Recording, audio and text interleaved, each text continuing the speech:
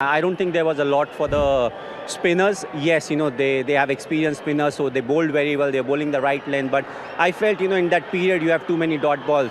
If the wicket is slow and if it's stopping and turning, then I can understand. But, with the set batsmen and even with new batsmen going in, I don't think it was that difficult. So I think the ownership needs to come from the batsmen.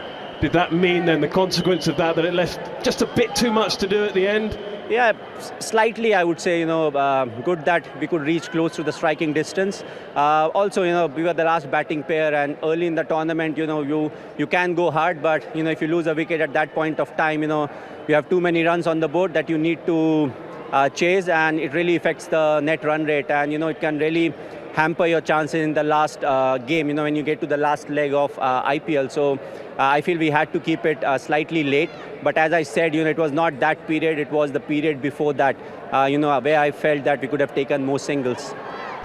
Give us a bit of insight, MS, as to what goes through your brain and your mind when you're trying to play out those last few overs with so much to do. How are you trying to plan all that?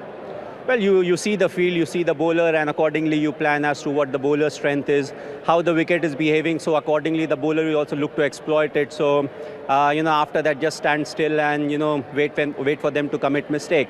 So I feel that really works for me. I don't fancy too many things, I don't do a lot of things. So I just wait for them to commit an error. If they keep bowling good areas, well done to them.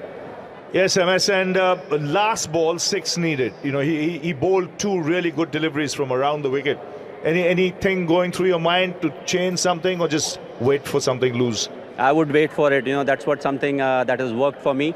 And at the end of the day, the bowler is under slightly pressure, So even if he misses by a few inches, you can hit it for a 6. So you need to back yourself according to the strength that you have. And, I feel my strength is still to look to it straight and after it react to everything else. What did you think chasing 176 at half-time? Well, we saw the amount of dew. In the sense, yesterday also we saw there was quite a bit of dew. And as I said, after the first few new balls, once it goes to the outfield, and after that, it becomes relatively easy. And, we should have done better with the bat. I think the bowlers did their job. They had a very good first 6 overs, and that actually affected the total score also. But overall, if I see full 20 overs by the bowlers, quite happy with 170 something on the board. Pleased with the way you started with the new ball as well, Deshpande and Akash, happy with that? I was quite happy. As I said, the batsman will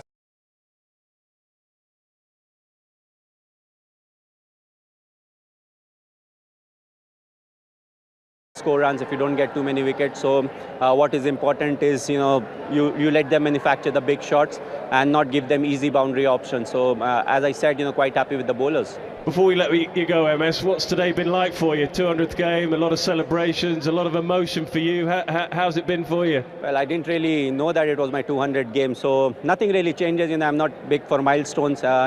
What's the big difference between 199 and 200? So it hardly matters. What is important is how you turn up and how you are enjoying cricket. So that's what is something is more important to me. Of course, it's a compliment that it's a 200 game. To be able to play for so long. Thanks to Almighty, because he's definitely helped me, finish 200 games. But, as I said, nothing really changes. Okay, thanks for talking. Nothing really changes उनके हिसाब से, चाहे वो 199